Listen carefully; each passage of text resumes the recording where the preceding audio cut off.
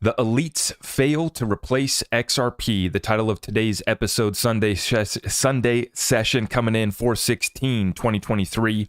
Folks, unbelievable this timeline, how it's going in, and we now have confirmation. I had to do it today. I apologize if I offend you, but it is going to be a red folder session. Okay? It is going to be a red folder session. I have an article to read with you guys titled "The Fed is Bankrupt." We have a new ruling from the Supreme Court, okay, that we can question the constitutionality of the SEC. And the SEC has lost, 5 out of their last 6 cases at the Supreme Court. Another major L coming for the SEC in regards to this Ripple versus SEC lawsuit. They will be lucky to get Ripple to settle down with them and do a deal. And Brad has said as long as they get clarity for XRP, they would be willing to settle. But they better hope and pray that they get that settlement because we have been on them. I want to give a huge shout out to John Deaton once again. Speaking of, these lawyers, the legal battle on the forefront here, we have John Deaton leading the way. And he must have the notification set for Elizabeth, I got a plan for that Warren, because every time I see Elizabeth Warren tweet, within 30 minutes, John Deaton is right on it with the response. And that's why we say God bless the lawyers that are fighting the legal fight, the political battle that we don't want to have to be fighting. But here we are in the United States, the land of the free, or so I thought. An opportunity that we once had that's slipping away. Sunday session, we're going to get right on into it. Current events, cryptocurrency, and the greatest transfer of wealth in world history. If you missed the interview yesterday with Jake Claver, after we wind down with this session, you can go back and listen to that one yesterday, talking about an asset-backed financial system. Another big hitter doing real deals, Jake Claver, a huge shout out to him. And so that was recorded yesterday. That's up here on the YouTube. But today's session, Sunday, let's get right on into it, folks. You guys see what the deal is here. The crypto market slightly back up, 30,500 for your Bitcoin, 2,100 for your Ethereum, and XRP is going to be at 52 cents. Now, I don't know if you guys are ready for this.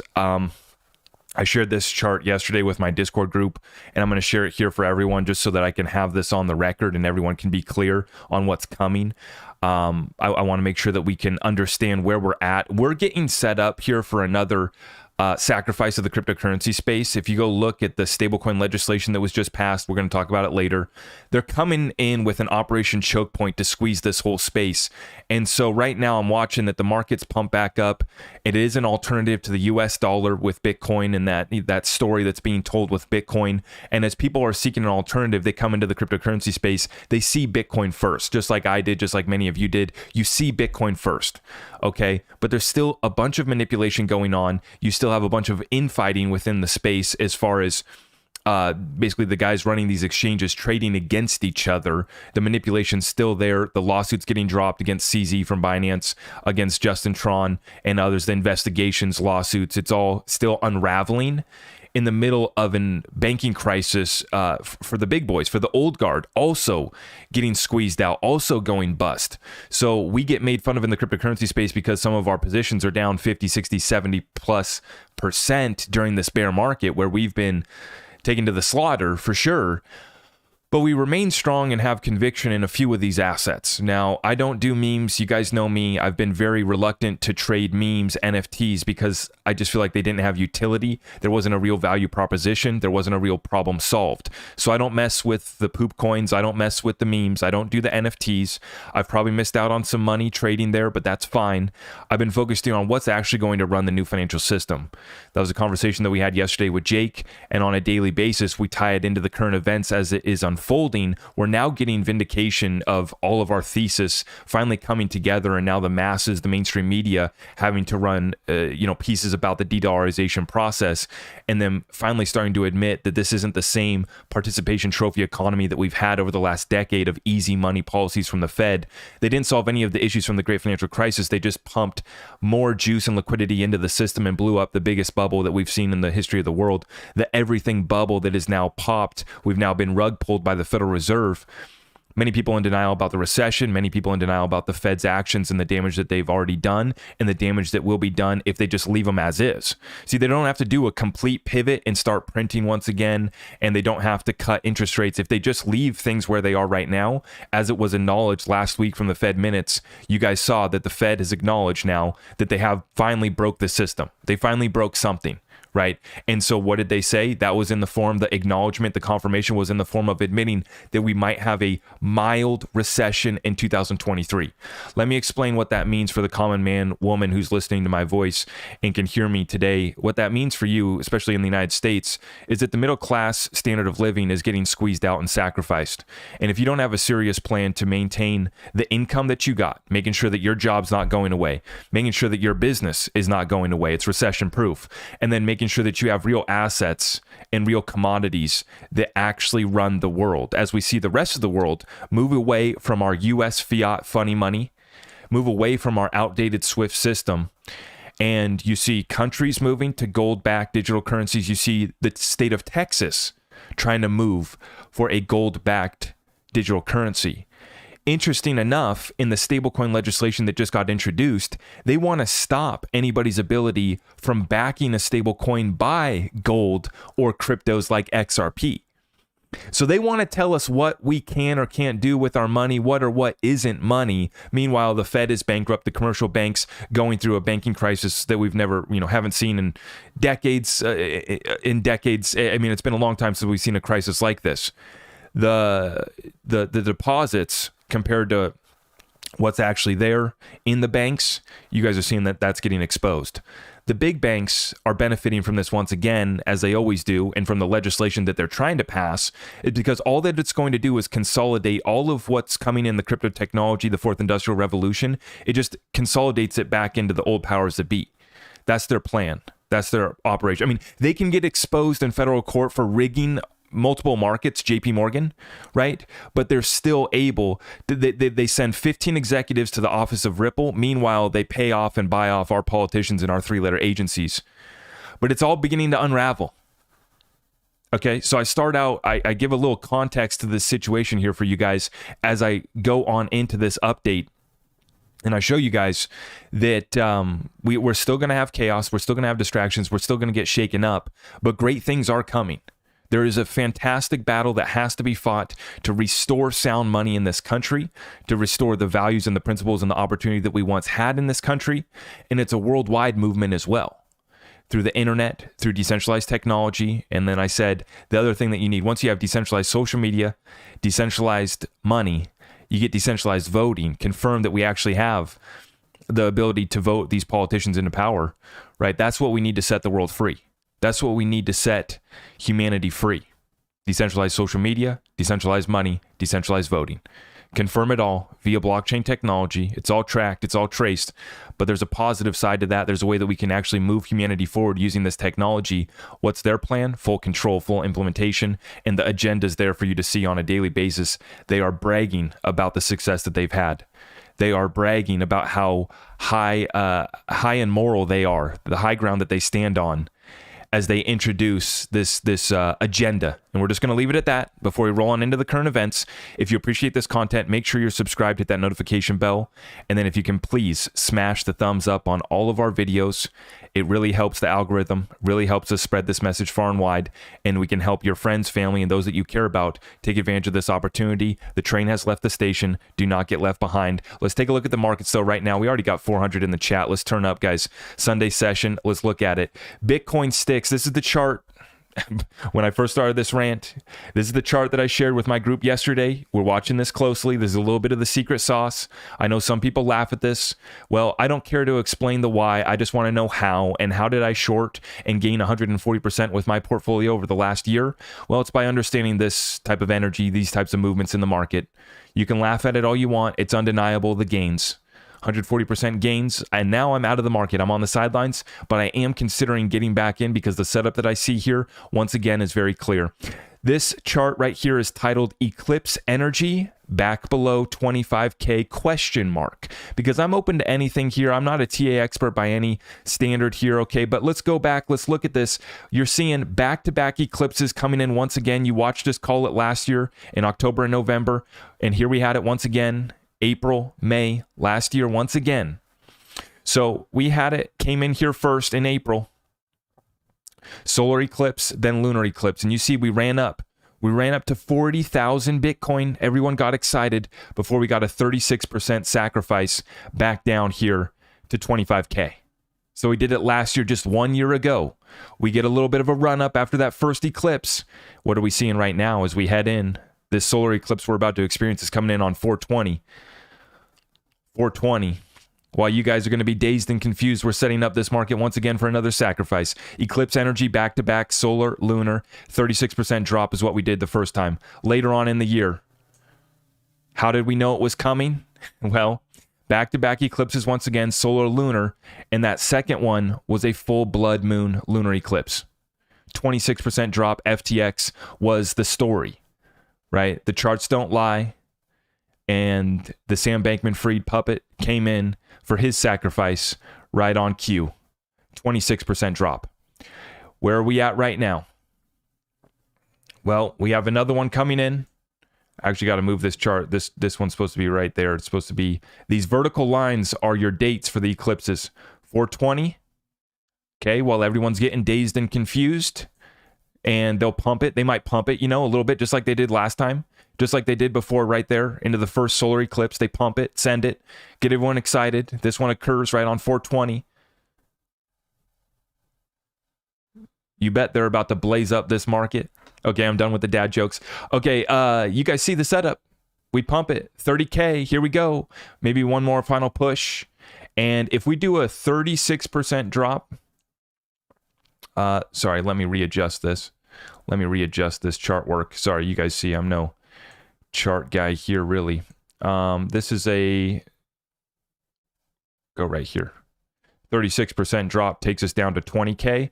And if you get another 26% drop, it takes us down below 25, down to 22.4. Okay. So I asked the question, back below 25K, are we going to do it?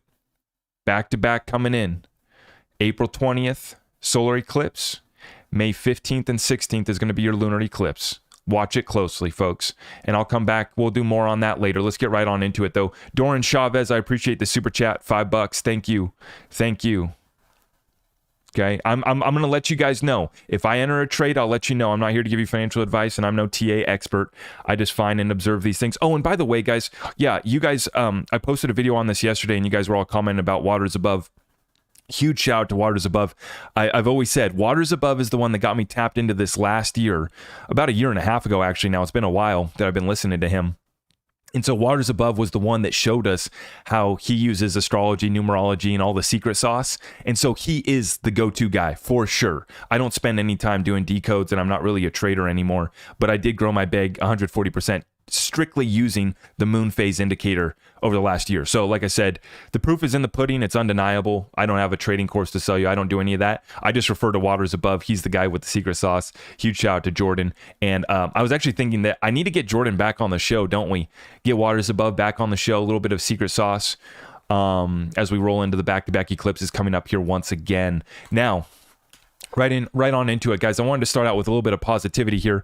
Remember what we're looking at. Zoom out. Consider everything that's at stake here. From Panos, crypto is the greatest wealth creation tool of all time. Web3, DeFi, NFTs, tokenization of real-world assets. So much innovation, so many opportunities, world-changing ideas, new business models. So excited to be here and witness this revolution from the early stages. We are still early. Keep your eyes on the prize, folks. This is going to be truly incredible.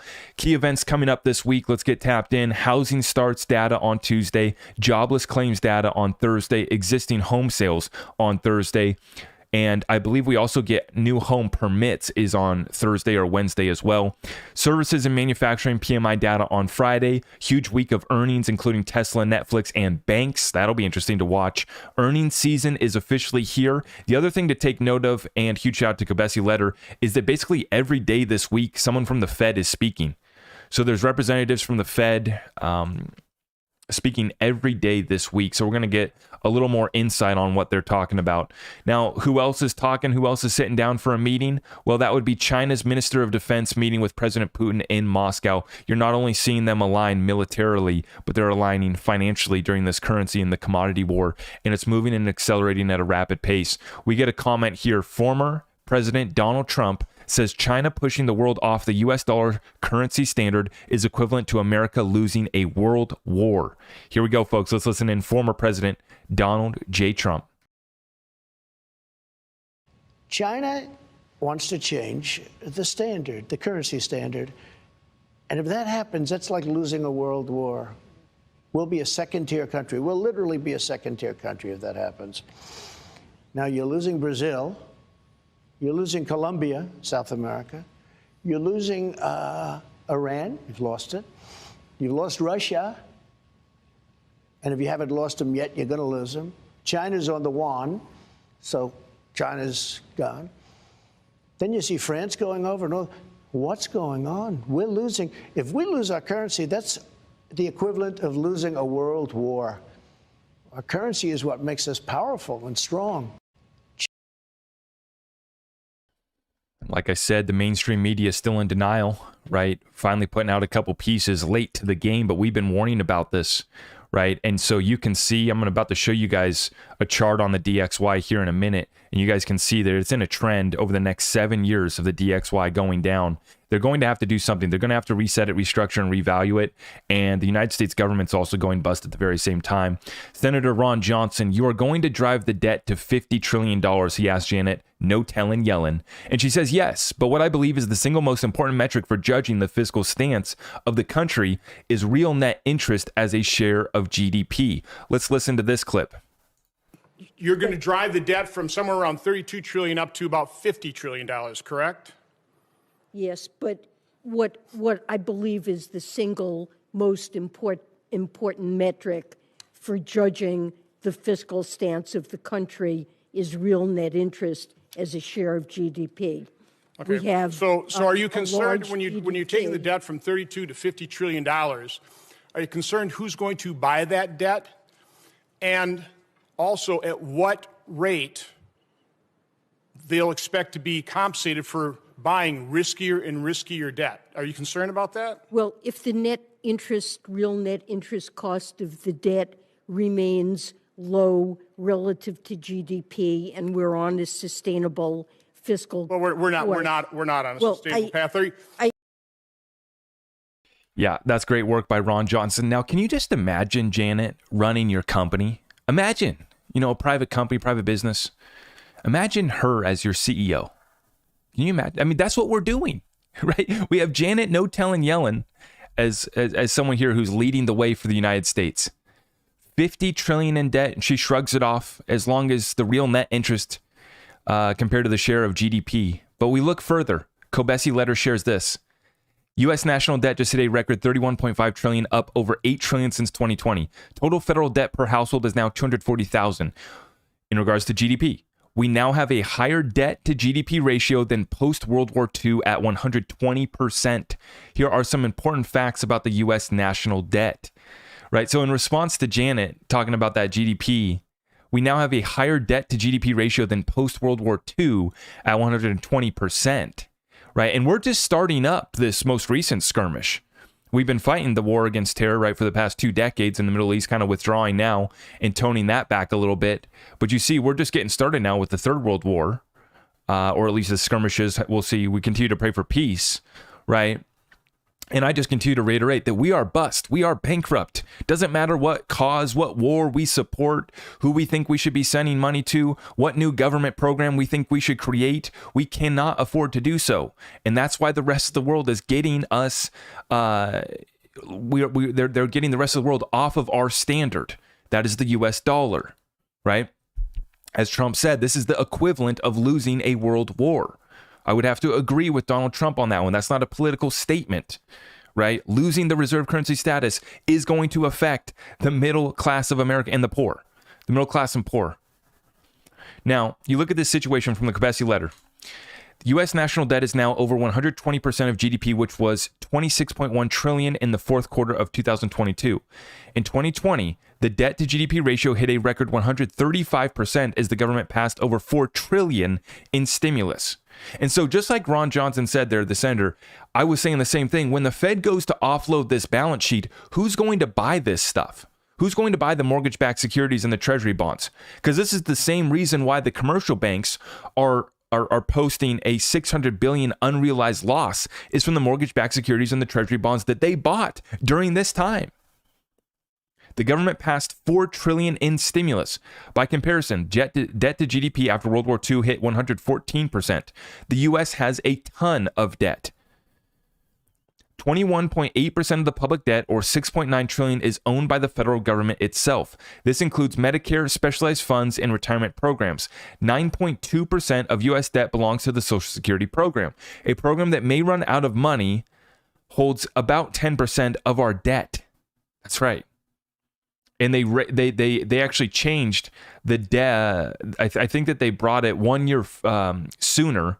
Basically, 2032 is when the Social Security program could be running out of funds, if I recall correctly. Today, the Federal Reserve System is the largest holder of U.S. debt. After their massive balance sheet expansion during the pandemic, the Fed now owns 20% of U.S. debt. At its peak in April 2022, the Fed held more than $6.25 trillion in U.S. debt. This was a historic move. Meanwhile, servicing U.S. debt is one of the government's biggest expenses. Net interest payments on the debt are estimated to total $396 billion this fiscal year, or 6.8% of all federal outlays. Interest expense since 2010 has totaled over $3 trillion. So we have spent, since 2010, $3 trillion just on the interest on this debt. And Janet acts like this is sustainable. As we're running deficits of 1, 2, I think they even said a few trillion per year here coming up potentially here soon. Despite record high interest, rates on U.S. debt are still at historic lows. While this seems like good news, rates are rising as the Fed attempts to cool inflation, right? This is one of just a few tools that they have to fight inflation, is raising rates. But what does that do? It makes the cost on all this debt go up. Currently, rates on U.S. debt are at about 2%, while in the 1990s, it was about 9%. Interest expense is rising quickly. The U.S. deficit is on track to hit $3 trillion by 2033, while debt to GDP will hit 200% by 2046. According to the U.S. Treasury, quote, the rise in debt to GDP indicates current fiscal policy is unsustainable. The debt crisis is here. Without a doubt, the debt, currency, and liquidity crisis. Super chat from JJ's the 20 spot. That's massive, JJ, and I appreciate you for always contributing. Stack your bags, folks. Get your precious metals. Learn wisdom and discernment to fight the propaganda. World War III will look nothing like World War II. The deep state approved this message. JJ, we see it. We see it. It's undeniable. Undeniable, and the train has left the station. Your time to accumulate the suppressed assets is running out. And here we go, folks. My good friend Jimmy Valley shared this one today. So it looks like the Federal Reserve is unable to implement the XRP buyback. Uh-oh. I didn't mean to say the buyback word. I didn't mean to break out the red folder, but we have to break out the red folder. It's time for the SEC and the IRS to lay down their weapons, allow the king to emerge, rejoice, viva la XRP, thanks be to God. Thank you, Jimmy, for sharing this article here today. And before you dismiss this, let's go see what this article is about. This article is titled, The Fed is Bankrupt, and let's take a look at it. This is from the American Institute for Economic Research. Before you dismiss it, right? The American Institute for Economic Research. This isn't just some Twitter post. This isn't just some clickbait. The Fed is bankrupt. This was posted by Thomas Hogan just 2 days ago. Let's read it. Federal Reserve Chair Jerome Powell recently testified before Congress on the current state of the U.S. economy. In addition to monetary policy, Powell was questioned about the Fed's regulatory agenda and proposals regarding cryptocurrencies and climate-related financial risk. Barely mentioned, however, was the Fed's balance sheet, as we were just talking about in the last data point. The Fed has experienced significant operating losses over the last 6 months, which have exhausted its existing capital. Those losses represent foregone revenue to the U.S. Treasury. Operating losses. In the post-pandemic period, the Fed expanded the money supply significantly to support a swift economic recovery. It did so by purchasing vast amounts of U.S. Treasury bonds and mortgage-backed securities. While those assets seem like good investments at first, they are now a major hole in the Fed's financial position. As we said, and now when they go to do quantitative tightening and sell off these assets, who's going to buy them? When the bulk of the Fed's quantitative easing programs took place in 2010 and 2020 and 2021, market rates on long-term Treasury bonds fluctuated between mostly the ranges of 1.5 to 2%. At one time, the Fed was paying interest on bank reserves and overnight reverse repurchase agreements of 0.15 or less, meaning they were giving out the money for free. The Fed profited on the difference between the higher rate it received from its bond purchases minus the lower rates it paid on the reserves and overnight reverse repurchases. That's the reverse repo program that's been at all-time high, basically during this period. Now the Fed has raised the interest it pays to 4.55% and 4.65% on bank reserves, but the rate it earns on its QA purchases remain mostly unchanged, assuming as a rough approximation that the bonds it purchases pay an average rate of 1.75% and the average rate paid on bank reserves and on the overnight reverse repo is 4.6%, then the Fed is paying about 2.85% per year more than it receives on its $8 trillion securities portfolio. That's a loss of $228 billion per year. Right, because they own bonds that were paying out at 1.75%, and now we're looking at paying 2.85% per year more than it receives on that $8 trillion securities portfolio. So it's almost nearly $250 billion per year that the Fed is going to be losing on its balance sheet. The bankrupt central bank. The Fed is bankrupt, and I don't just mean intellectually. Like a private bank, the Fed maintains some level of capital as a buffer against losses. When those losses exceed the value of its capital, the Fed becomes insolvent, meaning the liabilities it owes to others are greater than the total value of the assets it holds. The most recent data shows that the Fed owes the Treasury over $41 billion, which exceeds its total capital. The Fed, by common standards, is indeed insolvent. And how are we going to get anybody else to buy our treasuries, to buy our debt? We can't. And they're dumping it at the fastest pace seen in decades. You guys are seeing Japan, our allies like Saudi Arabia, all of these countries are dumping these same assets that the Fed is loaded up on, that the commercial banks have loaded up on. Deceptively deferred assets. What does the Fed do when its liabilities exceed its assets? It doesn't go into legal bankruptcy like a private company would. Instead, it creates fictitious accounts on the asset side of its balance sheet, known as deferred assets, to offset its increasing liabilities. Deferred assets represent cash inflows the Fed expects in the future that will offset funds it owes to the Treasury. As the Fed describes, quote, the deferred asset is the amount of net earnings the reserve banks will need to realize before their remittances to the U.S. Treasury resume. The Fed has already accrued $41 billion in deferred assets, and the amount is only getting larger. The advantage to deferred assets is that the Fed can continue its normal operations without disruption. Although considering the 40-year high inflation, its recent performance has been less than ideal. The disadvantage is that at a time when the Fed is already worsening the U.S. fiscal position by raising interest rates and therefore interest payments on the federal debt, it is further robbing the Treasury of revenues by deferring them into the future. Those deferred payments, of course, must be shouldered by American taxpayers until the Fed's remittances resume. These losses may offset by any previous gains on the Fed's QE portfolio, but assessing the net effects on those actions is even more difficult. QE has created massive distortions in the financial system. The Fed's interest rate tools of interest on bank reserves and the overnight reverse repo have significantly curtailed short-term lending in the banking and financial systems. This is bad, folks. I mean, they're bust.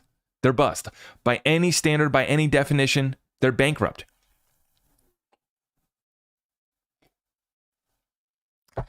In addition to its role in managing the money supply, the Fed is the primary regulator of most U.S. banks. If any private bank behaved this irresponsibly, regulators such as the Fed or FDIC would force it to close. Bank managers would lose their jobs and incomes. Clearly, Congress is not planning to shut down the Fed and is unlikely to punish it for its poor performance.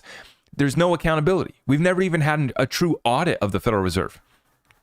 But there are changes that could be made. The banks that are members of the Federal Reserve System could be forced to cover the capital shortfall.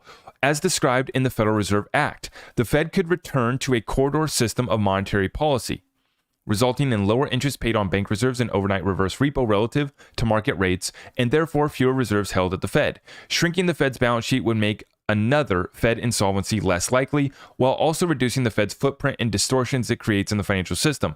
At the very least, the Fed officials could or should better manage its operations so as not to be a drain on American taxpayers again in the future. That is a very nice way to end that article. I mean, guys, as we were talking about when we had Jimmy on the show, and we talked about this whole thing, this whole buyback drama got completely distorted and taken away from what the conversation was about. It was about the DC corporation in the United States being bust and bankrupt. And what solutions do they have for the debt, currency, and liquidity crisis?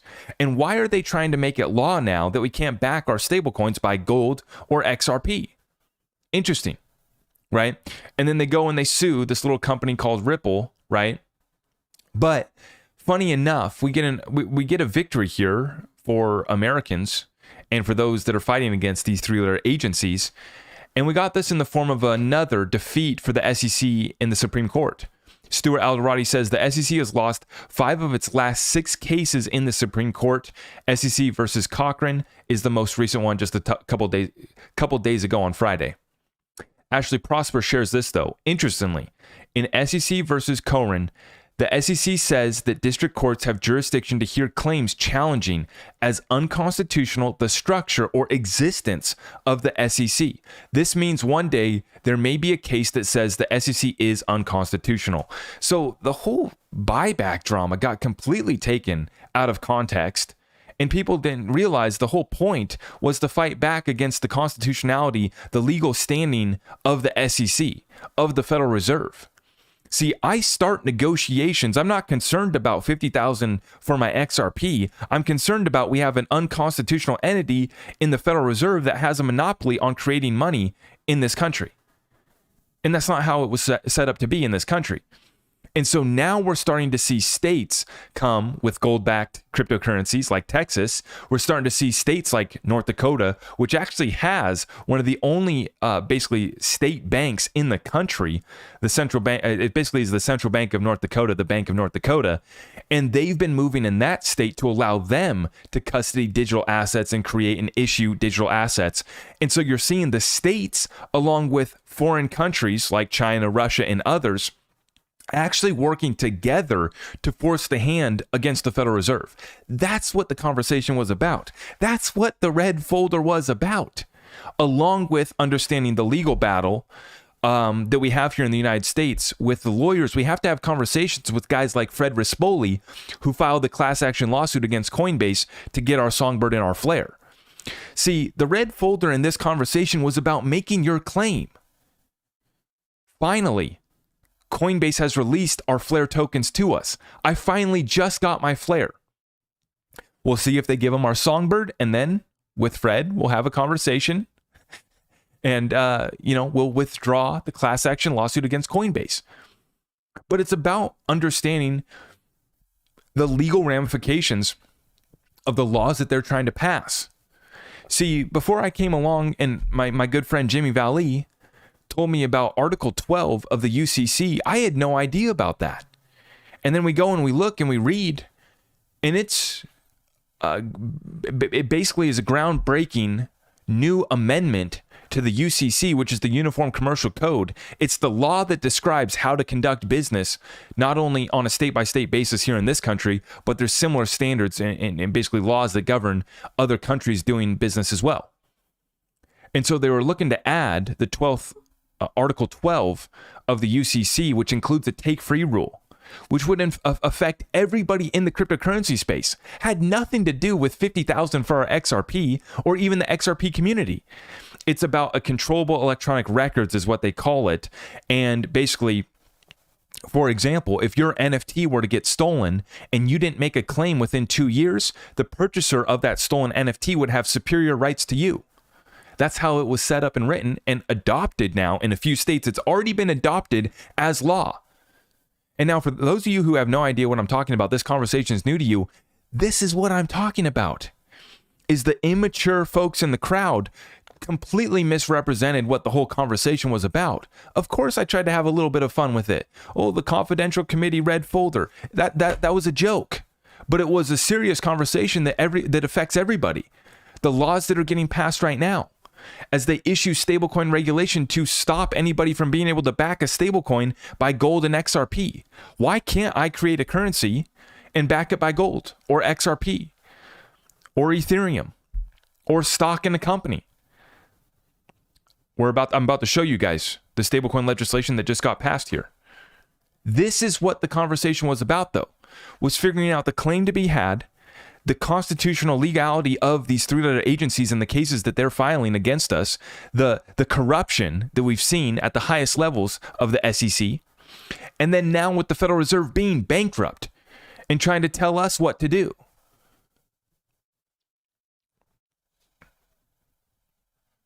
Trying to maintain their monopoly on issuing currencies within this country, and they don't even have a constitutional standing in this country.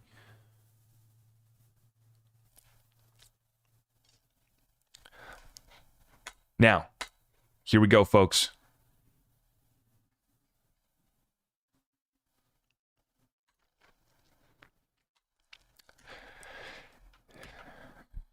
All of this is being confirmed by the charts that I'm about to show you guys. Take a look at this. DXY, show me the charts and I'll tell you the news. Well, I'll tell you what's coming, and it's the death, it's the restructuring, reset, and revaluation of the US dollar. The below chart is for the next 7 years, and we're looking at the DXY, which is the dollar index, folks. First off, the Plaza Accord. The last time in 1985, the DXY touched the high end of the white channel and got rejected heavily. At the time, the Plaza Accord was agreed among the G5 nations of France, Germany, the UK, the US, and Japan. The goal of the Plaza Accord was to weaken the US dollar in order to reduce the mounting US trade deficit. 2. Weaponization and de-dollarization. What pumped the DXY to touch the high end of the white channel and so far got rejected was the process of weaponizing the dollar. In my opinion, de-dollarization is by design being implemented because the US will get choked if the DXY does not fall. Everything will be very expensive to produce and import. 3. Madness. Some chart analysts betting that the DXY will break out of this descending channel and hit the previous all-time high. Understand that a higher dollar may effectively transfer demand from the US economy to economies globally. As a result, other world economies, for example, Europe, Asia, etc., may see a boost in their exports from the strong dollar. This means US kicking their nuts purposefully. The next 7 years, the dollar will fall by design. The chart is saying the story, and the charts do not lie. This is from EG Reg Crypto DXY chart. We're looking at this thing zoomed out all the way back to the 70s.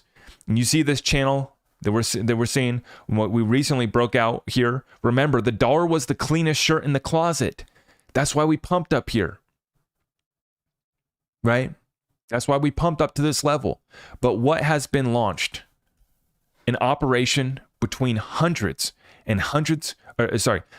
dozens upon dozens. Some estimates put it at over 100 plus countries that have moved away from the dollar simultaneously.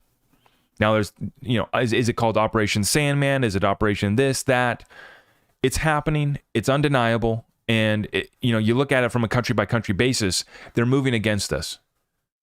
And so now you see, if we are about to drop back down here on the DXY, down to these lows that we haven't seen in decades, folks, over the next 7 years, they're going to have to reset, restructure, right? And when that DXY goes down, you know what happens to precious metals. You know what's going to happen to crypto.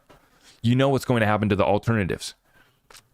And this is the punishment that the United States is receiving for decades of abusing this reserve currency status. Now it's moving quickly. The rest of the world moving quickly into digital assets. Check it out here, folks. Matthew, L-I-N-Y. European Parliament agenda for the week ahead. It's happening, folks. Crypto assets. The MEPs are set to endorse the first EU rules to ensure the traceability of crypto asset transfers to prevent money laundering, terrorist financing, and other crimes, as well as a common framework. They're going to be moving this week. And then by the end of the month, they're set to be voting here on the Markets and Crypto Assets Bill. MiCA is set to be voted on by the European Parliament later this month. Proponents of the EU's forthcoming regulations say it will have an effect beyond its limited scope. And you're seeing other countries, other jurisdictions like the United States follow right behind. We see this one here, Ripple XRP fam Danelle Dixon from Stellar. She's the CEO and executive director of the Stellar Development Foundation, represented the crypto space so well, speaking in front of Congress, testifying last year. Danelle Dixon, quote, "I'm very optimistic that we're going to get something on stablecoins by the end of the year. And the reason why is because we don't have a choice if we want to have a voice in this. We have to get it done this year." Let's take a listen here, folks. U.S. government. We're here in Washington. I'm assuming you're having conversations around this. How optimistic are you on the regulatory front here in the U.S.? So I feel like we need to get something done here in the U.S. in order for us to really set the standard, if we want to set the standard, which I think the U.S. government is going to want to do that. So I'm very optimistic that we're going to get something on stablecoins by the end of the year. And the reason why is because we don't have a choice. If we want to have a voice in this, we need to get it done this year. When you say the U.S. government, who are you referring to? Is this a congressional question? Is this the SEC CFTC question? Is it the Biden administration and directives coming from the White House? I mean, who realistically is in charge? Well, we've actually already seen the Biden administration indicate, at least on stablecoins, that we need to see something happen there. So I feel like that's already been a directive from the White House and the administration. And then we do need to see in Congress, we need to see them take that and run with it and create something for us. So they're in charge of the legislation with respect to stablecoins, in my opinion. And we need to see it because once we see stablecoin legislation, we're going to see adoption of more, by digital assets, of more companies that are in the Web 2 space, which is essentially what I think we want. If we want a strong U.S. dollar, and we want a strong U.S. dollar globally, a U.S. dollar stablecoin is a way to see that happen. You are, Danelle, at Stellar behind the development and growth of this technology in this industry. Does it have to be in the U.S.? Or why are you so U.S.-centric, seeing as other countries are so much friendlier to the crypto industry than the U.S. seems to be?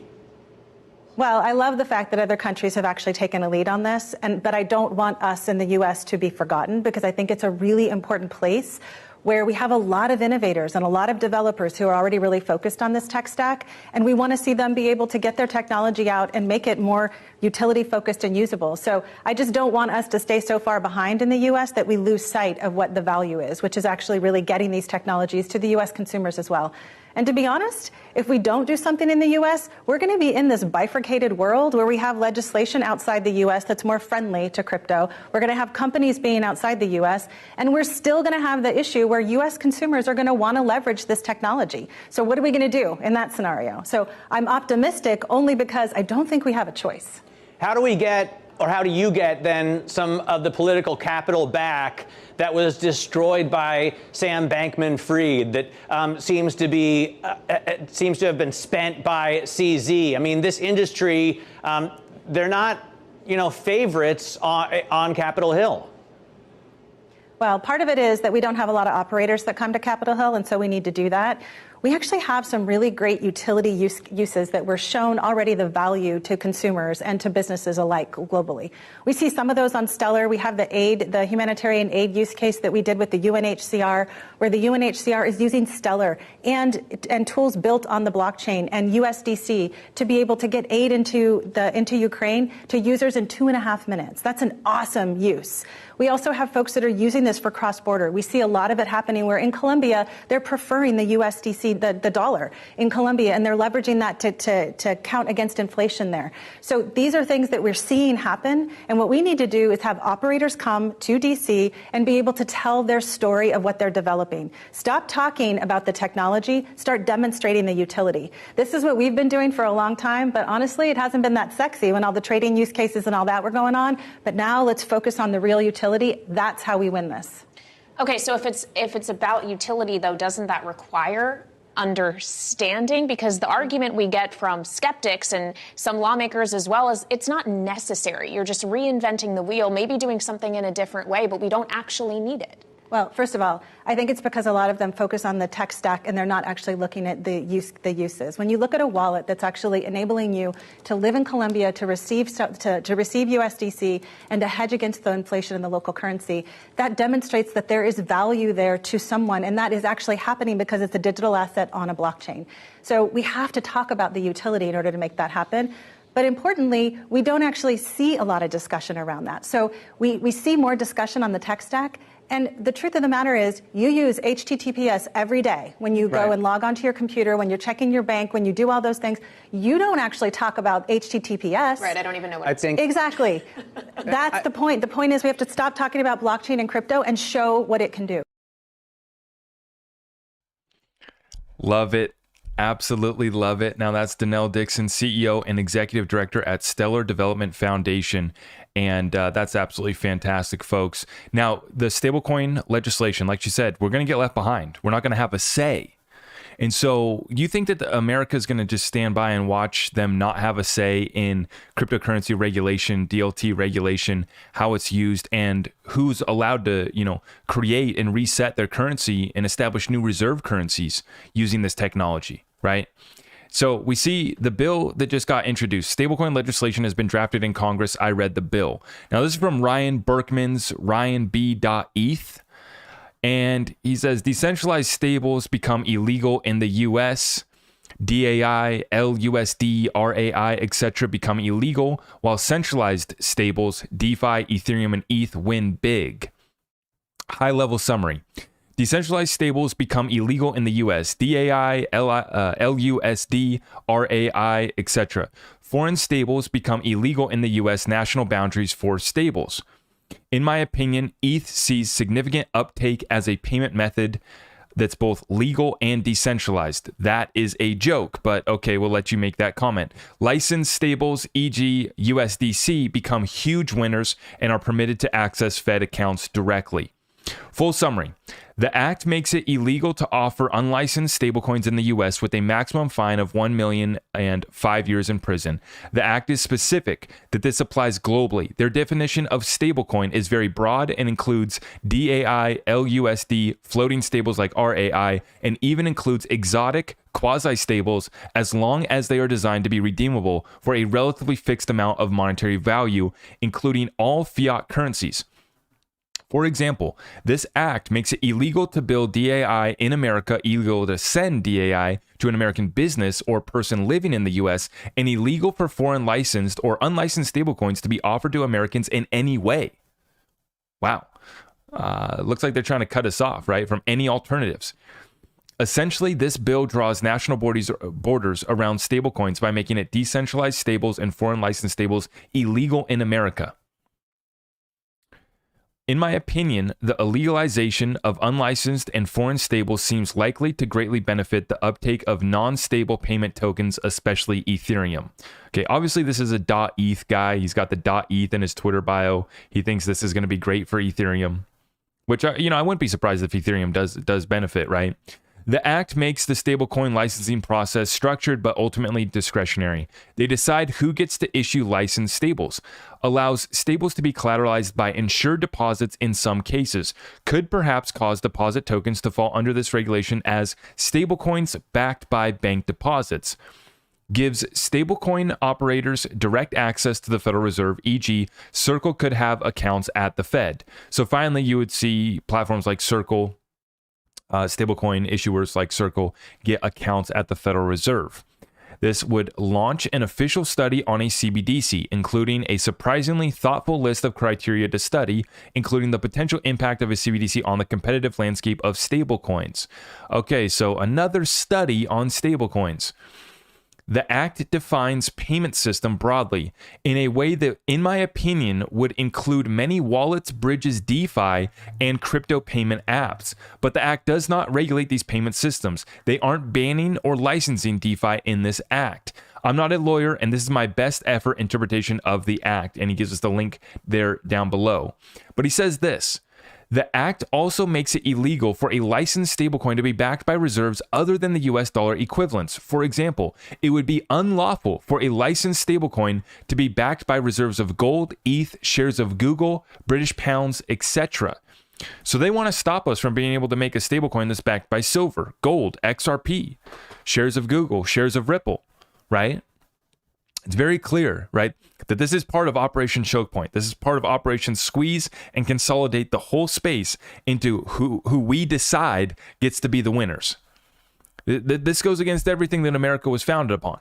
And once again, I think that this has to be fought at the state level, with states like Texas trying to issue their own digital currencies that are backed by gold, that say, thank you for the suggestion, but we're not going to participate with that. Right. And so they want to make law that doesn't allow you to back the stable coins by gold, silver, XRP. That's fine. In the meantime, I'm going to be stacking gold, silver, XRP. Thank you for the suggestion. We're going to keep on stacking. Thank you very much. Right. I mean, this is finally they're moving, and it's very clear now what they're trying to do to choke it, cut it off, and control it. But let's move on through our cryptocurrency update here, folks. We got a lot to cover.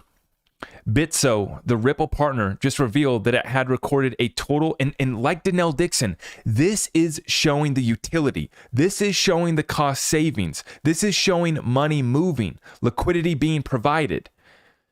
Bitso, the Ripple partner, just revealed that it had recorded a total of 3.3 billion of remittance transactions last year, which is 3 times the amount the previous year.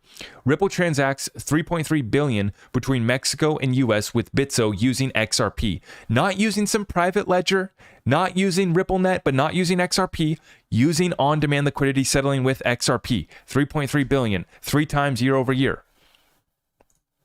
Don't confuse the facts. We got a massive thread here from Lord Vendetta. This is a good one here, folks, but I got to go through this whole thing. This is about the UMU, the Unicoin. The Unicoin solution. As I titled this episode, the elites have failed to replace XRP. That was the title of today's episode, and you're going to see here why I titled it as such. You guys know me. I don't do clickbait. We're going to explain it right here. Here we go. Lord Vendetta, big thread. The UMU will not replace XRP. Stop the FUD. Amen.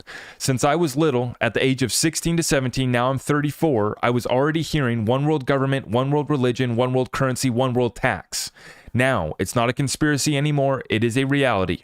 We already have one government, the World Economic Forum. They are doing everything to destroy all religions by making us believe in aliens and other such things as CERN, parallel worlds.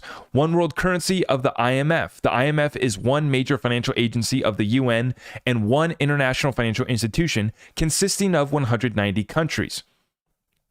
By having a world currency, they can impose a world tax. This agenda has been in the works since the beginning of time. Nothing can be done to stop this agenda. It is inevitable. Ripple plays a very important role in this agenda, fixing the plumbing of the world banking and financial system to enable this new world.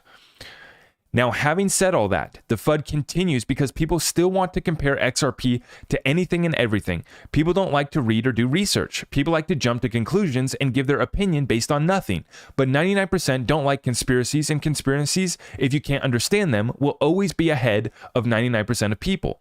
The Universal Monetary Unit, UMU, symbolized as U, can transact in any legal tender settlement currency and is designed to enforce the banking regulations and protect the financial integrity of the international banking system. Ripple is not designed to replace central banks or correspondent banks or the IMF or the Bank of International Settlements. It's a neutral technology that they can adopt to increase the efficiency of transferring value domestically and cross-border. UMU is powered by artificial intelligence and adopts a central banking monetary policy framework to ensure it has continuous purchasing demand, minimal price volatility, and annual asset pricing targets. Banks can attach SWIFT codes and bank accounts to UMU digital currency wallet and transaction SWIFT-like cross-border payments over digital currency rails by bypassing the correspondent banking system at best price wholesale FX rates and with instantaneous real-time settlement. FX rates equal financial giant SBI to test XRP in 6.6 trillion foreign exchange market. So he shares an article here. Financial giant SBI Holdings, which remember the CEO of SBI, Yoshitaka Kitao, said that every bank in Japan would be using XRP by 2025. That's a direct quote from this guy. Financial giant SBI to test XRP in $6.6 trillion foreign exchange market. Instantaneous real-time settlement equals XRP. Ripple think this is a fundamental shift in how value can be transported. This isn't about creating a better post office. It's a fundamentally different way of transferring value, the internet of value. So the UMU is a value like any other value, cryptos, CBDCs, tokenized assets, NFTs. On April 10, 2023, in an IMF interview with Tobias Adrian, financial counselor at the IMF, he states, quote, cross-border payments can be slow, expensive, and risky. In today's world of payments, counterparties in different jurisdictions rely on costly, trusted relationships, nostro vostro, pre-funded accounts, to offset the lack of common settlement asset together with common rules and governance, XRP. But imagine if a multilateral platform existed that could improve cross-border payments at the same time transforming FX transactions, risk sharing, and more generally, financial contracting. The same Tobias Adrian that was with Brad Garlinghouse in 2018, with Christine Lagarde, the head of the Central Bank of England, and Augustus Carstens, the head of the BIS, the second one on the left in the picture below. So if the UMU is the competitor of Ripple or XRP, why is Brad Garlinghouse sitting with the same heads that set up the UMU and the IMF? And why is Chris Larsen doing 2 meetings with the IMF? The meetings were done before we heard about CBDCs and all that crap. Why? Because again, Ripple has a mission to build a global infrastructure that will allow these people to do what they want. You have to understand one thing. Without Ripple, there is none of this. That's why Ripple has easy access to all the central banks of the world. Ripple has a mission, and the mission was given to Ripple by the same people who set up this agenda. Ripple is their weapon. Uh-oh. According to Daryl Hubbard, the executive director of the DCMA and the chief architect of the UMU, quote, "This vision is expressed by the IMF is the exact solution the DCMA is delivering to central banks worldwide." Joel Katz, David Schwartz, once we get one corridor, we hang other countries off each end of the corridor, expanding the reach of XRP. Now say you're a company like Apple with huge pile of cash. If you want to snap up other assets cheap, you'll need to hold the asset the people selling want. And if they're going into any of the other corridors, they'll want XRP. So you would want to hold it. They'll save money by holding piles of XRP. XRP used as a vehicle asset in international payments, XRP is not competition with any CBDCs. CBDCs need XRP. It is not XRP that needs CBDCs. Let me read that again, folks, because this is what I've been saying this whole time. All this confusion about the private ledgers and all this and that. CBDCs only increase the need for a neutral bridge asset, neutral bridge currency like XRP. CBDCs need XRP. It is not XRP that needs CBDCs. Whether it's an international, national, wholesale, or any other CBDC, it's still the same value and therefore a CBDC. Project Icebreaker from the Bank of International Settlements equals many foreign exchange providers can submit quotes to the system's hub, which automatically selects the cheaper one for the end user equals Ripple. Kind of sounds like Liquidity Hub, right? Sourcing the best liquidity using the automated market maker function. The Icebreaker system implements the use of a bridge currency equals XRP if transactions between two specific currencies are unavailable or not favorable, promoting competition among foreign exchange providers. The project also demonstrated that the hub and spoke model can reduce settlement and counterparty risk by using coordinated payments in central bank money and complete cross-border transactions within seconds, XRP, for countries considering the development of a domestic CBDC. The project provides a model for extending them and innovative services into cross-border transactions. I don't know what to say more than that, but I think it's clear and people need to learn how to do research. They all depend on some YouTubers with 12-minute videos, LOL. You cannot educate people with 12-minute videos. This BS. Influencers need to do live streams of 2 or 3 hours to really explain this stuff the right way, like I do with my French community every effing day. And never forget, XRP is a supranational currency according to the World Bank, and that it is participating in the UMU project. A supranational currency should be used as an international means of payment. The UMU is centralized, equals the IMF, equals XRP is neutral, and no jurisdiction or agency can control it. Take care, guys. One love.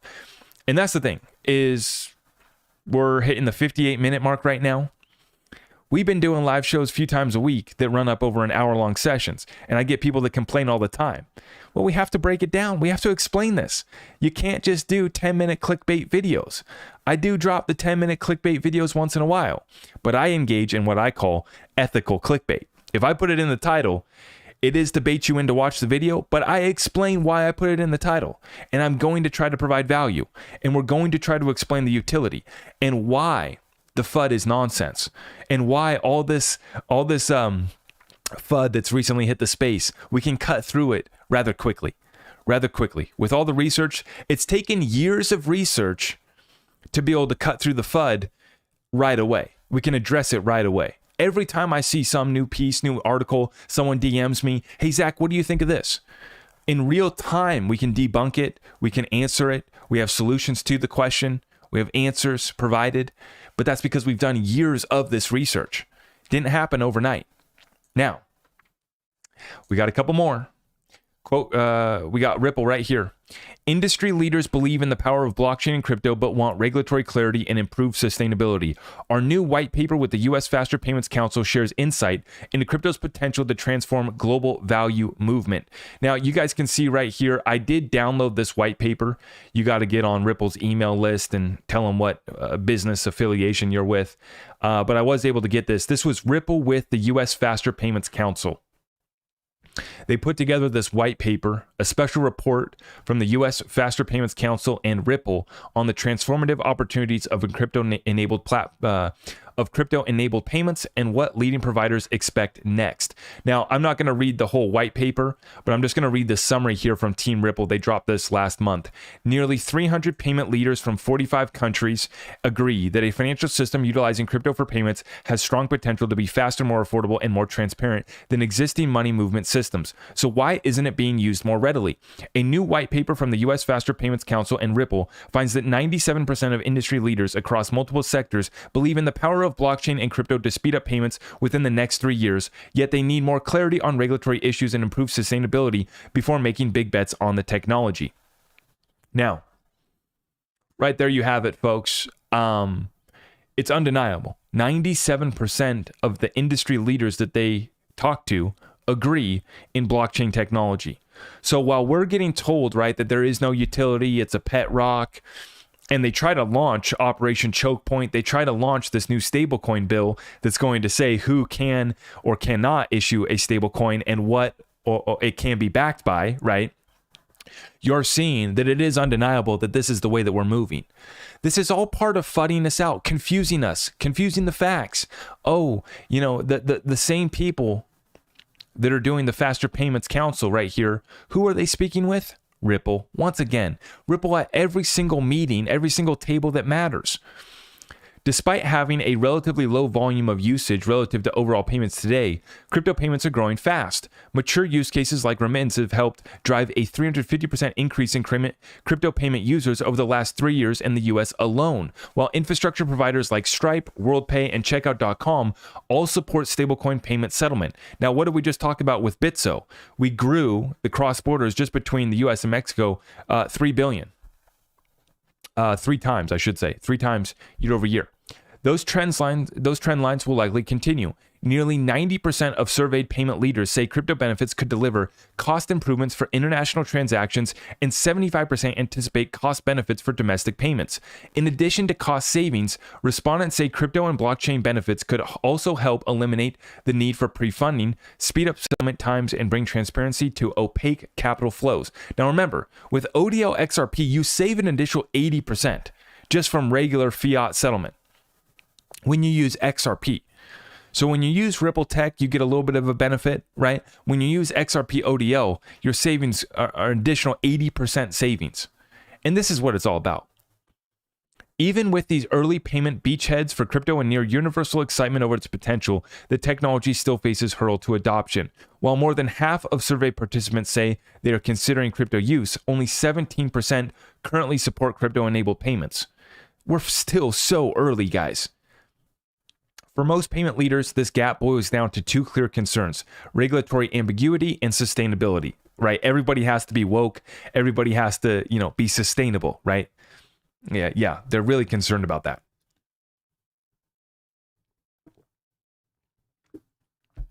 Let's see if there's anything else. I'm going to skip over the rest of this. The goal of this report is to provide industry participants with a deeper understanding of crypto's use today, the expectations and concerns that could impact future adoption, and where it has the potential to produce the greatest change. Ultimately, it finds that payment leaders understand the power of blockchain and crypto to transform global money movements. Beyond its consensus benefits of cost, speed, and transparency, crypto also has the potential to make markets more inclusive. Now, how is it possible that a company is getting sued by the SEC where at the very same time they're sitting down and writing white papers with the Faster Payments Council, right? They're sitting on the Digital Dollar Project. They're sitting on the Digital Euro Project, Digital Pound Foundation. They're meeting with over 20 central banks as we speak right now. But yet they're getting sued by the SEC. And we're supposed to believe that they are no part of this new financial system.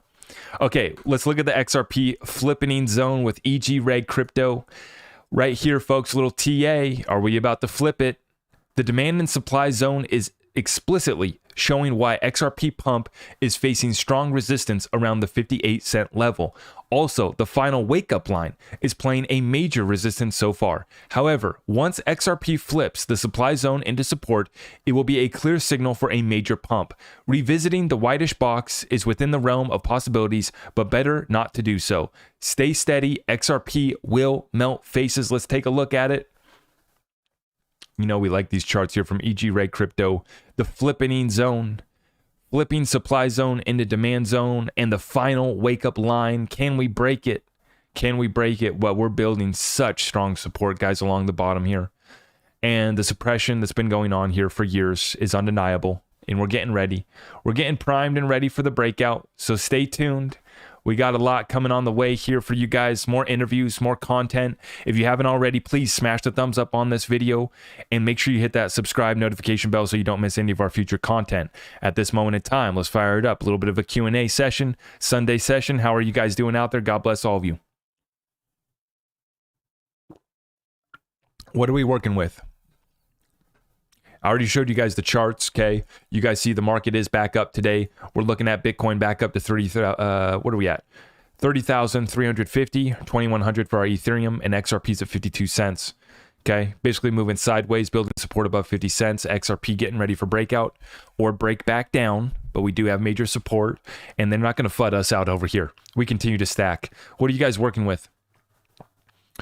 What are we working with, guys? Sunday session. Education is priceless. Keep it coming. You bet. You bet. We got a lot more on the way for you guys. Okay. Now, if you guys are looking to get your precious metals, just go to my website, get in touch. And if you're looking to join our Discord community, we're running a special right now. And I'm going to be actually closing off this opportunity rather soon. Okay. Probably by the end of May. I'm probably gonna run this deal till the end of May.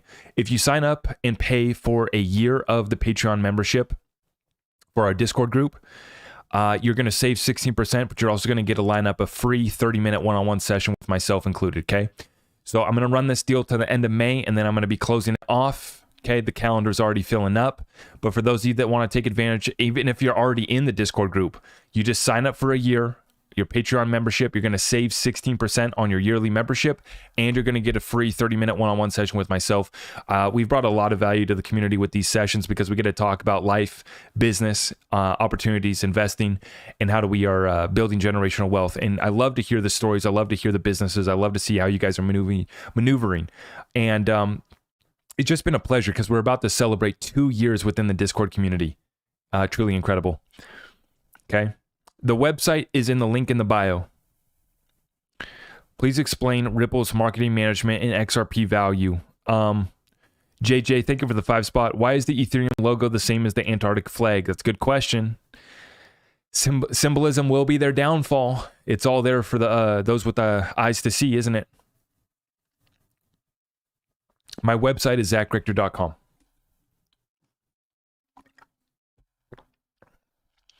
Do I know if Codius might have been integrated into Flare? There's a lot of speculation, can't confirm it.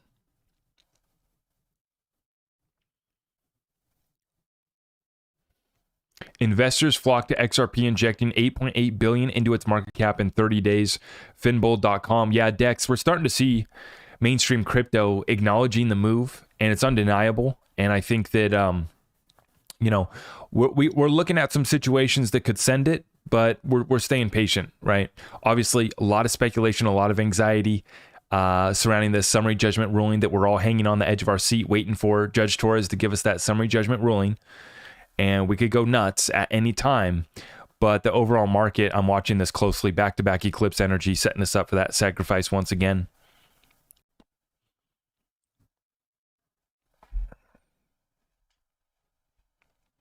Are you saying that this new financial system will give us a fair share for those who are early? Yeah, I think that those who prepare, take advantage are going to be able to win. I think that life is not fair. And so even if you try to do all the right things, and even if you are prepared, you are tapped in. That's why personally, I still pray and ask God to take us through to the other side. I say, God, please just give me another decade. I'll be able to create generational wealth and have something to leave behind for the family. I just need another decade, right? We got a good start. If you give me another 10 years, please, God willing. Because bad stuff happens to good people every single day. right? So life's not fair. We understand that. But the masses are asleep and they're going to get completely left behind. That's undoubted.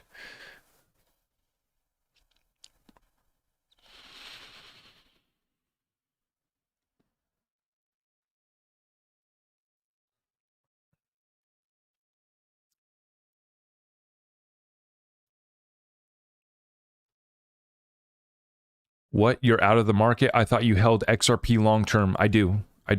Yeah. This Saturday session, I just went through an updated portfolio with my Discord weekly call this last Saturday, yesterday. And I still have a lot of XRP. Yeah. No, I'm just not trading right now. I'm just not trading. I have no stable coins. I have no Tether. I have no USDC. I have no stable coins loaded on these platforms ready to buy the dip. Okay, but I got cash. I got cash in the bank. Yeah, we're staying liquid right now.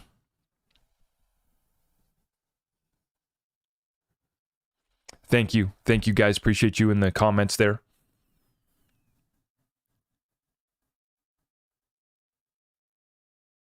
Why is the judge taking so long? Well, the cases has still been going back and forth. Like we just had the basically supplemental evidence issued by the SEC, and then Ripple just responded to that.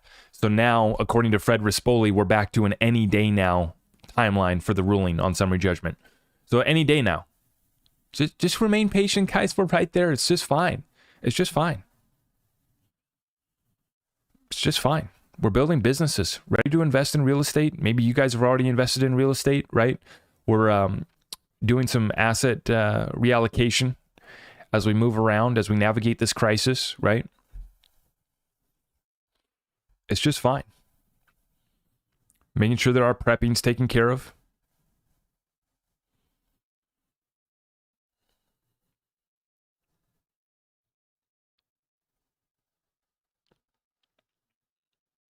A lot of people got confused because I put out a video talking about selling some XRP at about $10.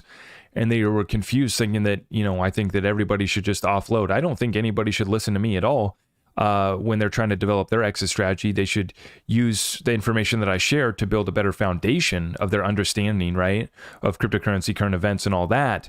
But they have to match their understanding with creating their own investment thesis and understanding their own reality. I have listeners that are 70 plus years old that are already retired. They're not in income generation mode anymore. They're in a completely different boat than someone like myself who can still play around. I have 40 years of building wealth. I can handle a little bit more risk than somebody who has $1 million nest egg, 500,000 in their 401k, and they're wondering, what do I do with it? What do I do with my 401k? It just took a 20% haircut last year. Uh-oh. And my financial advisor said, just chill. It's all good, bro.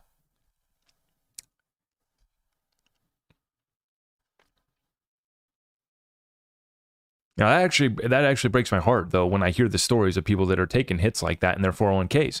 And, they're at their end of their game, end of their life, their end of the timeline, not much runway left. And you take hits like that wipes you out, right? And so we've been talking about how to preserve it, how to build it, because I got audience members that are 20 years old, all the way up to people that are 70 plus. I got people that have no money to their name, strapped with debt, and then I got people with M's in the bank account. And so the information that I share is just to help you build your investment thesis, build your own foundational understanding. Here's the problem is that we've put too much reliance on the financial advisors. Right? So our program is kind of understanding your investments at a certain level yourself. If you still have a financial advisor, if you still use a financial advisor, that's fine. I have nothing against financial advisors. Many of them listen to our channel. That's fine, right? But you need to understand why he's telling you where to put the money.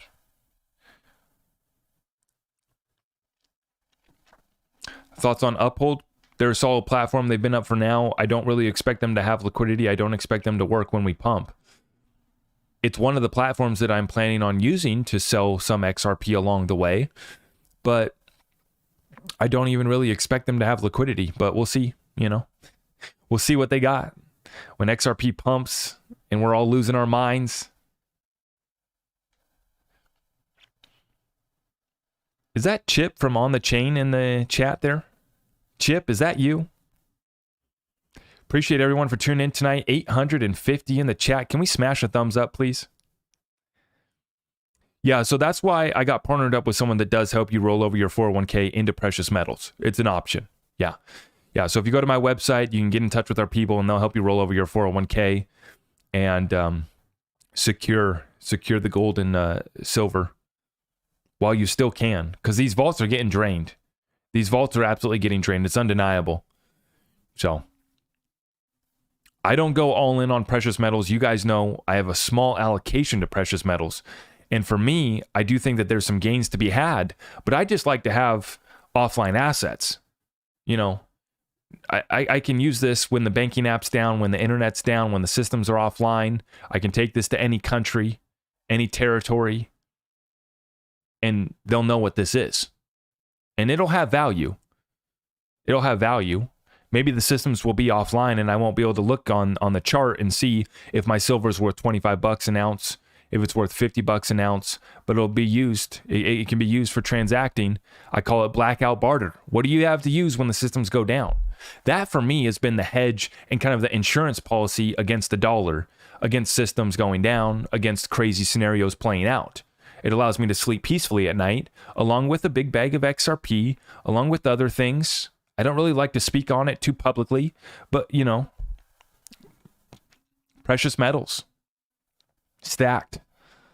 And we're going to continue to press down on that. When our federal government's trying to pass legislation to not allow people to back stablecoins by gold or XRP, that to me just makes me want to go buy more. Not financial advice. But when our government says, don't look this way, don't buy this asset, this is bad for you, or this is good for you, here, trust us. Thanks for the suggestion. Is there a minimum on how much you can roll over on your 401k? I don't know. I know that a lot of these places are now doing $500 minimums. Even if you're just trying to buy the metals and get them shipped directly to you, the minimums are going up, the premiums are going up, and it's because the vaults are getting drained. There already was a 200 million ounce deficit last year. That was for silver. Some expectations of 15% growth in the industrial use of silver this year. So, yeah, it just continues. It just continues. Along with all of the institutions and smart money front running the move. It's just like when they were about to confiscate the gold. The insiders knew, the institutional money knew, the smart money, the family offices, they all knew. And they loaded up ships literally with physical gold. They loaded them up in the ships and they took the gold back to Europe. And they got it the hell out of the United States. Because they had the tip that they were going to pass that gold confiscation. Okay, so same thing's happening now. I don't think that they're going to do any more gold confiscation. I don't think that they're going to have to go that far. But the vaults, the supply is getting drained. So the smart money's been loading up. India alone, the country bought 400 million ounces of silver last year. Right, so twice the deficit that we had, the global deficit, twice that was bought by one country alone, India. That's making moves. Funny enough, India loves Ripple XRP as well too. A lot of deals, a lot of deals with institutions over there happening with Ripple.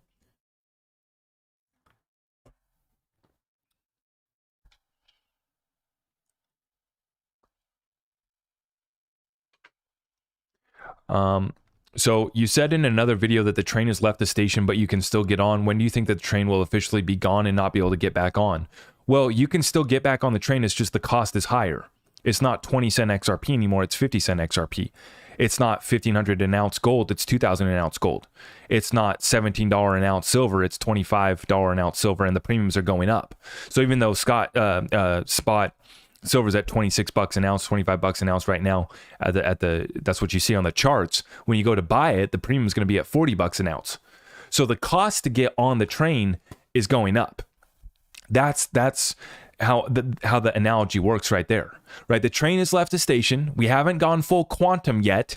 We haven't hit Elon Musk's Hyperloop, and we're not moving at quantum speeds yet. But we are moving, we're picking up speed, and the cost to get on board costs more. If you want to buy your XRP, if you want to buy your gold, if you want to buy your silver, if you want to start your business, the cost is going up. You know? So, and they're literally killing off our on-ramps. They're destroying the on-ramps to get into cryptocurrency. People have less and less options to buy these digital assets. And then you guys already know the deal with Ripple is no longer giving XRP to the exchanges to give to us retail. They're only giving XRP to their on-demand liquidity partners. So that XRP, as far as it's working right now, it's only staying in the hands of the banks and institutions using it for ODL. It's not trickling down to us, me and you, Joe Blow, who are trying to stack up a couple XRP. I don't know about you guys, but I've been trying to pick up a few XRP here and there as we go. But the cost to get on the train going up. Soon you won't be able to make it. We'll be moving too quickly and the cost will be too high. Right? As sad, folks, as sad as this is, think about this. This is reality. Please think about this for a second. XRP goes to $10. The minimum to fund a wallet, 10 XRP, costs $100. As sad as this is, many people couldn't afford to open up an XRP wallet when XRP goes to $10, let alone $589 price predictions. $10 XRP, there's a lot of people in America right now don't have $100. They might have $200 left. That's what they have left to feed themselves to their next paycheck. As sad as it is, that's reality, right? So you see how interesting this dynamic gets for getting on board the train? People think it's just a meme and a joke that the train's rolling by and I make a little TikTok. I did the same thing last weekend too. I apologize. I need to come up with something new now. But it's just so funny. The train has left the station. And it really has. It's not a meme. It's not a joke. See, it's all fun and games until you can't get on anymore. You can't afford to get on. You can't afford the XRP wallet. Now, I was thinking about this. I'm going to put this out to Twitter. I've been meaning to put this out to Twitter sooner. But I want to ask this question to you guys. What do you guys think about actually raising the minimum and raising the minimum to open up a trust line? So actually raising the minimum for the wallets and raising the minimum for the trust lines. I was mostly thinking about the trust lines because I think that it would raise the cost to build and really like it would be a way to protect against the shit coins coming to the XRP ledger. Excuse my language. It'll be a way to stop the poop coins from coming to the XRP ledger, because to open up the trust line, if we make the minimum more expensive, people will be like, I'm not going to open up the trust line. It's too expensive. And what's the real utility of this coin? So that's the question. What do you guys think about raising the minimum for trust lines? Right now it's 2 XRP. Right now it's 2 XRP. And I don't know what you would want to raise it to.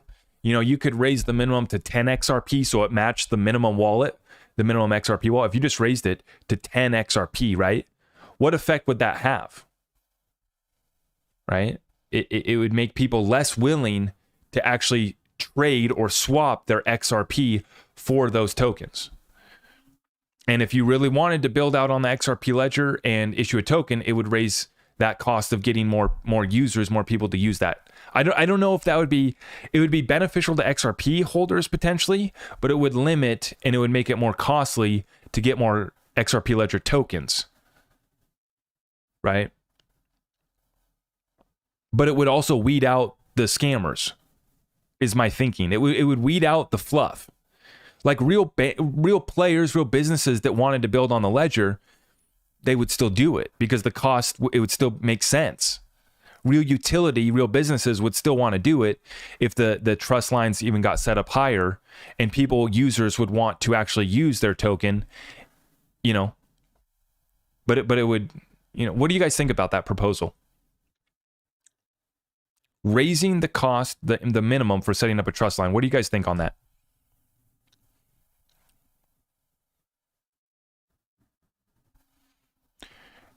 Interesting. I say no. 2 is enough.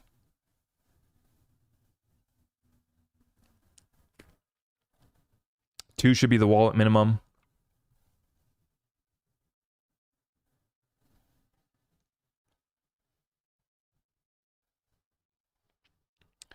What do you guys think about that? Because everybody worries about the, you know, when XRP goes to $589, the minimum is going to be 10, and nobody will be able to afford a wallet, right? It would take 5,000, what, $6,000 to open up a wallet if XRP is at 500. Well, you could lower the minimum. Everybody talks about lowering the minimum. I was just thinking, you know, what if you made it more expensive to use? I mean, I feel like you don't want to raise the transaction cost because that would make the network too costly to use. So you don't want to do that. But if you raised the trust line, it would weed out people that aren't serious, right? It would weed out the XRPL tokens that aren't serious.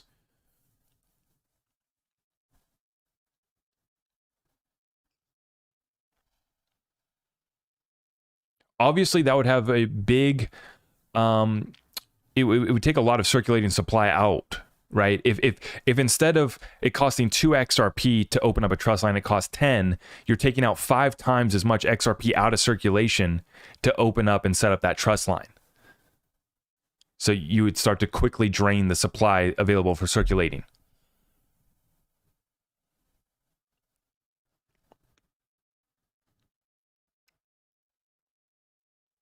You guys think that's crazy or what? I don't know. It's just an idea.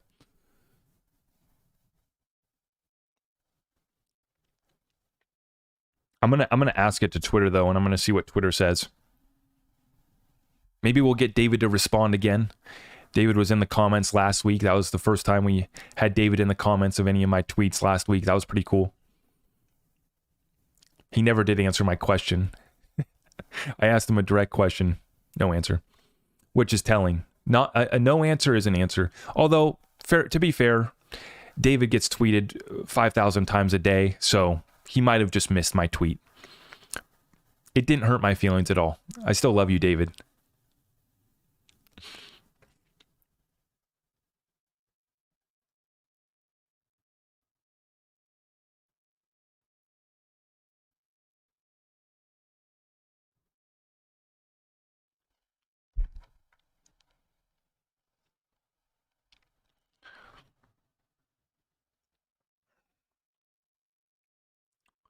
What do you think of the FedNow system as an alternative to the XRP boom? Well, all these CBDCs, the FedNow system, that's just an internal domestic payment system. You still need interoperability between other CBDCs, between all the other forms of value.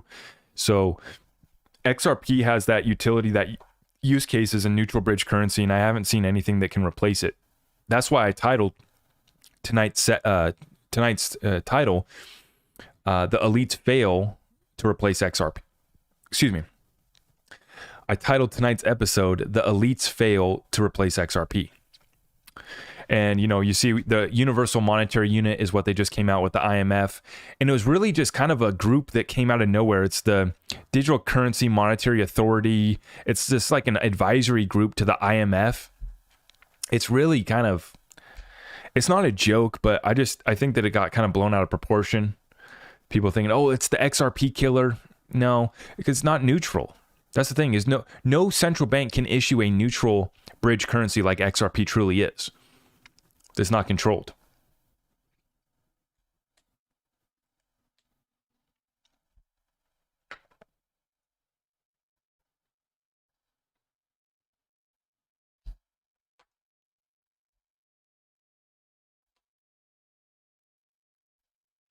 Yeah, see, there's a lot of people that are going to get out at $10.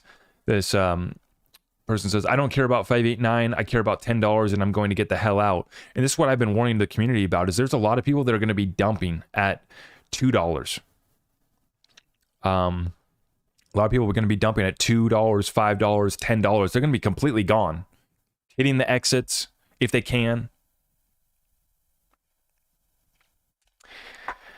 And I don't blame, like I said, I don't blame someone who's 70 years old, retired, just trying to preserve their wealth. And they made, they made a 10, 20x off of XRP and they're good. They're set. I'm not going to knock it. Everybody's in a different situation. And I'm not here to give you financial advice. It's funny though, the trolls and the haters that say that I shouldn't talk about you're offending me by talking about XRP going to $589 are the same people in the comments saying that everybody should sell at $5 or $10. It's like, was that financial advice? Right?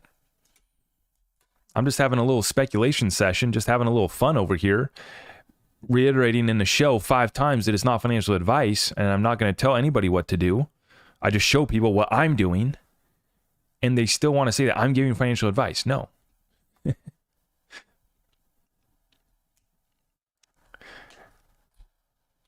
I had one of the other Twitter trolls. What did he come at me with? It doesn't matter. I got the trolls coming at me all the time. I forget.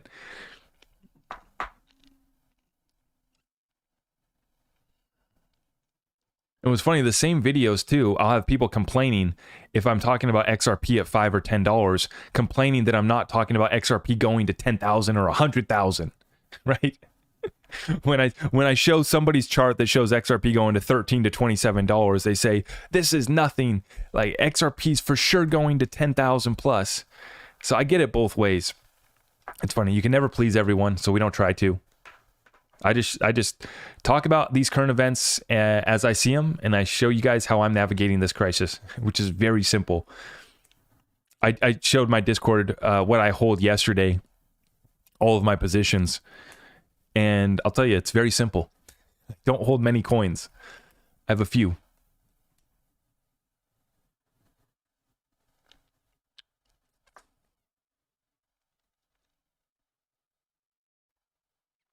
Why wouldn't they lower the minimum price? Isn't this supposed to be available for all people at the end?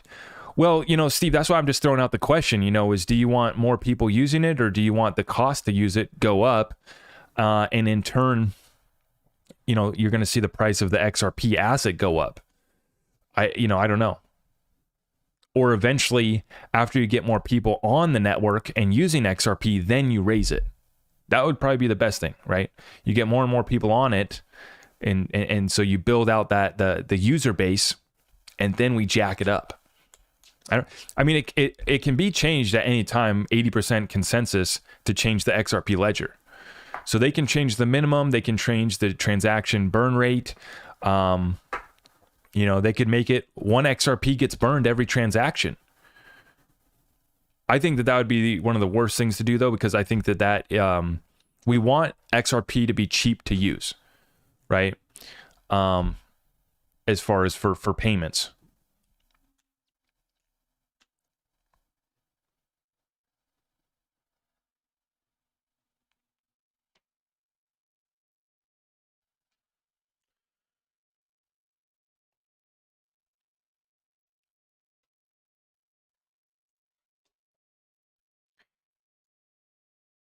Oh, how much XRP do you need to create generational wealth? Great question. So that's what I was going to say in regards to the trolls on Twitter, is I put out the question. I said, while we wait for XRP to moon, what are you guys doing to build generational wealth? So you guys, let me know in the comments down below. Right. While we're waiting for XRP to move, what are you doing to build generational wealth? And then I get one of the clown trolls who comes in down below. The real question is, what are you going to do if XRP doesn't moon?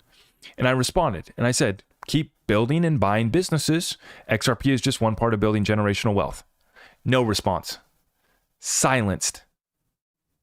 No clown response to that, huh? Right. Our strategy has never been just holding XRP and sitting on our thumb. I'm not going to say the rest of that. We're building businesses, right? We don't just hold XRP. I gained 140% on my trading bag by shorting Bitcoin exclusively since August of last year. We don't just sit and hold XRP. That's never been a part of our program. I know that Twitter and the TikTok talking heads, all they do is troll online. That one guy, thank you for the 10 spot. If someone is exiting at $10 or whatever, they need to get their LLCs, trust, and proper tax shelter account set up, because those CAP gains taxes hit like a train, capital gains taxes. People aren't thinking about the taxes 100%.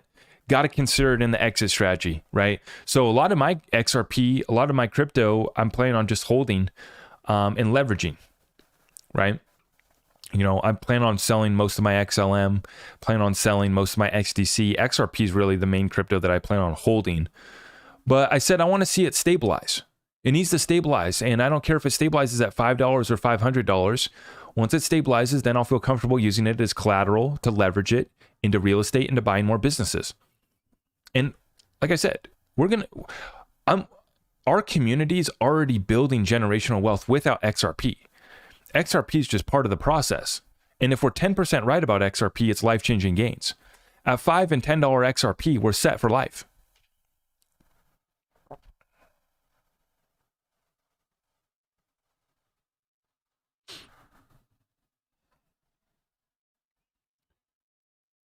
Diversifying, you think the platinum will grow with gold and silver? Yeah, all the resources, all the metals have been moving up substantially. I don't do stocks though, so that's the thing with the miners, with some of these other ways to get exposure to platinum and others. I don't do stocks. I'm only looking to become an accredited investor and to get access to pre-IPO, do private placement deals. But yeah, they have been breaking out fantastic. Copper, lithium, zinc, you name it. Massive opportunity. Hey Zach, give us an XRP price prediction for the end of the month. I can't do that.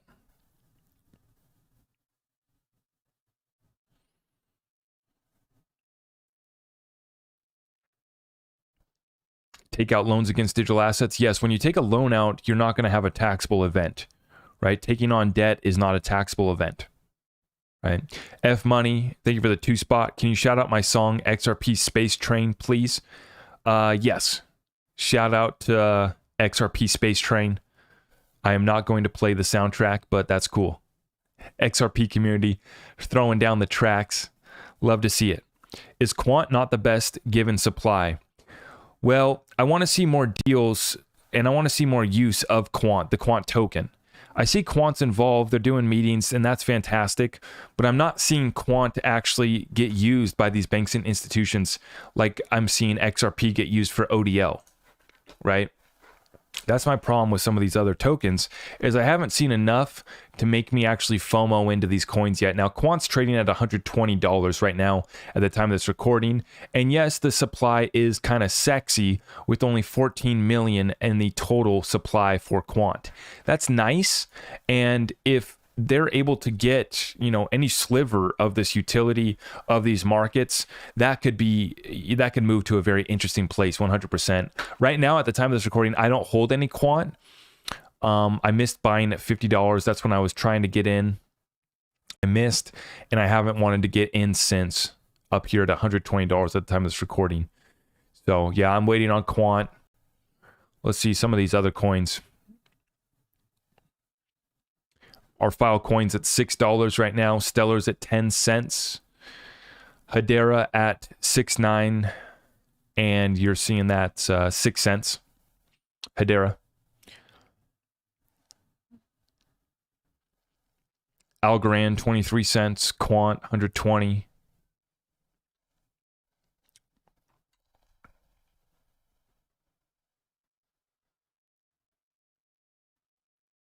Yeah, if you guys want me to plug your sound, if you got any music, you guys can just throw a little super chat down and we'll shout out your songs. Start doing song requests.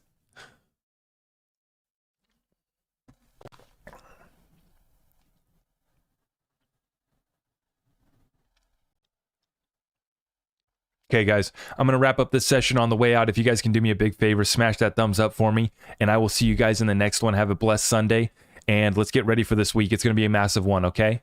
Okay, God bless all of you guys. We'll see you in the next one.